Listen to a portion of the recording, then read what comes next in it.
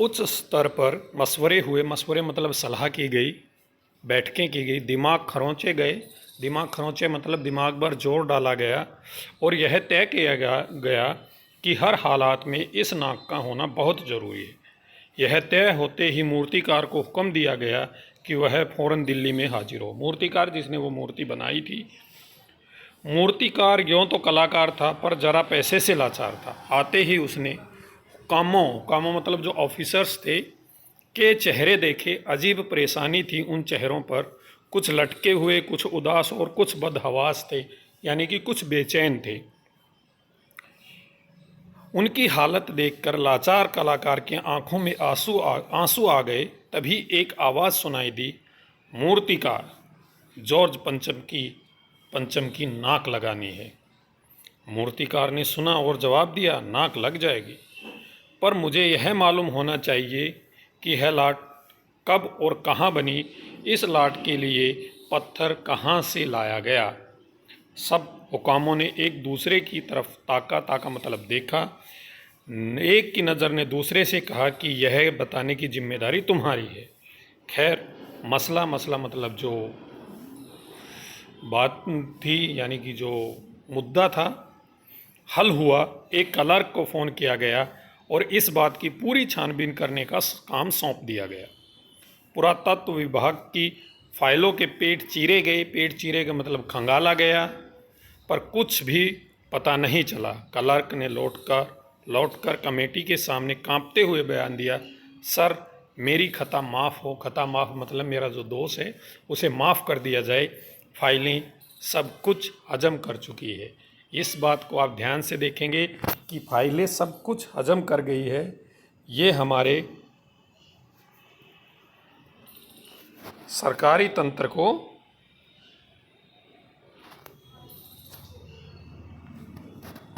दिखाता है कि किस तरह से फाइलों में जो है चीज़ें वो दब के रह जाती हैं और फाइलों में ही सारे काम हो जाते हैं, तो कुछ भी पता नहीं चल सका। चित्र भी आप देख रहे होंगे। हुकामों के चेहरे पर उदासी के बादल छा गए।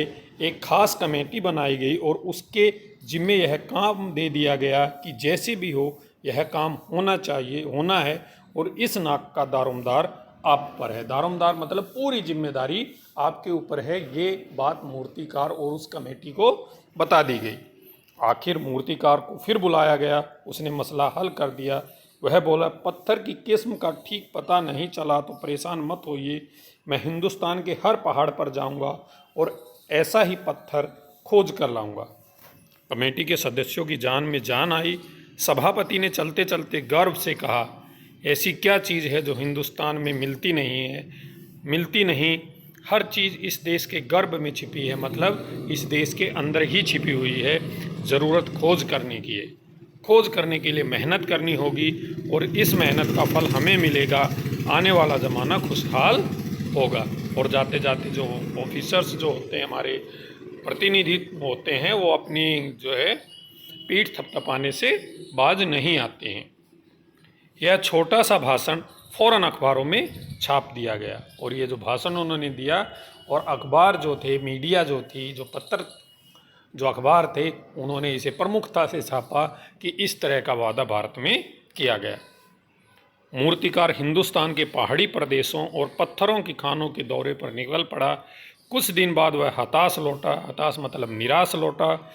उसके चेहरे पर लानत बरस रही थी। लानत मतलब कि उसके चेहरे पर जो नाकामयाबी की थी, जो नाकामयाब हुआ वो उसके चेहरे से दिखाई दे रहा था। उसने सिर लटकाकर खबर दी, हिंदुस्तान का चप्पा चप्पा खोज डाला पर इस किस्म का पत्थर कहीं नहीं मिला। यह पत्थर विदेशी है। सभापति ने तैश में आकर कहा, लानत है आपकी अकल पर, यानी कि आपकी अकल पे है ना, एकदम से जो है लानत है भाई कि आप ये छोटा सा काम भी नहीं कर पाए। नाकामयाबी है आपकी अकल पे। ये इस तरह की विदेशों की सारी चीज़ें हम अपना चुके हैं, दिल दिमाग तौर तरीके और रहन सहन। जब हिंदुस्तान में बाल डांस तक मिल जाता है तो पत्थर क्यों नहीं मिल सकता। ये आज की परिस्थिति के ऊपर व्यंग्य किया है कमलेश्वर जी ने कि हमने सारी की सारी जो चीज़ें हैं वो विदेशों से अपना ली, अपना रहन सहन छोड़ दिया, खान पान छोड़ दिया, तो तरीके छोड़ दिए, जो हमारी प्राचीन संस्कृति थी वो सब छोड़ दिया। तो कहता है तो यहाँ बाल डांस जो आप देखे होते होंगे, छोटे छोटे बच्चों को के डांस कॉम्पिटिशन्स आते हैं, वो मिल जाता है, तो पत्थर क्यों नहीं मिल सकता। मूर्तिकार चुप खड़ा था, सहसा उसकी आंखों में चमक आ गई। उसने कहा, एक बात मैं कहना चाहूँगा, लेकिन इस शर्त पर कि यह बात अखबार वालों तक न पहुँचे। सभापति की आंखों में चमक आ गई। चपरासी को हुक्म हुआ और कमरे के सब दरवाजे बंद कर दिए गए। तब मूर्तिकार ने कहा, देश में अपने नेताओं की मूर्तियां भी है, अगर इजाज़त हो और आप लोग ठीक समझे तो मेरा मतलब है तो उसकी जिसकी नाक उस लाट पर ठीक बैठे उसे उतार लाया जाए। सबने सबकी तरफ देखा। सबकी आंखों में एक क्षण की बदहवासी के बाद खुशी तैरने लगी। सभापति ने धीमे से कहा, लेकिन बड़ी होशियारी से।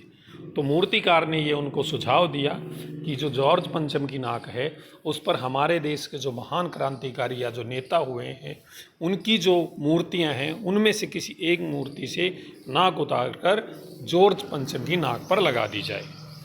और सभी ने इसे मान भी लिया।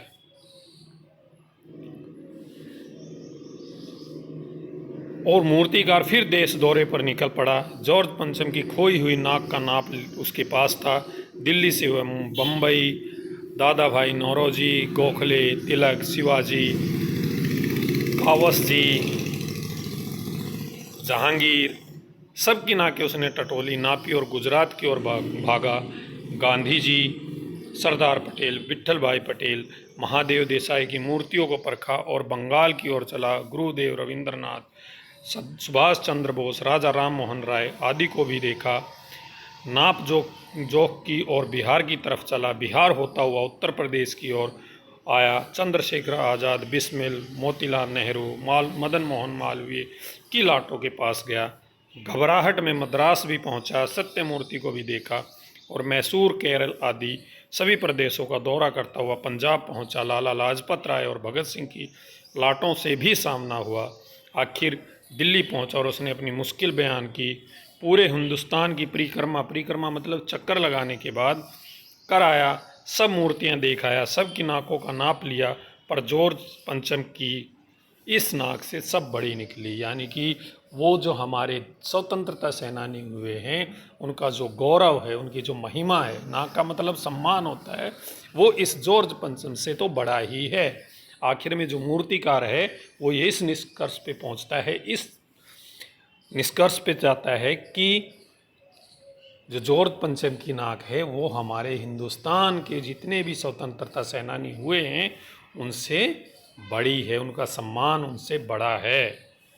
सुनकर सब हताश हो गए और झुंझुलाने लगे।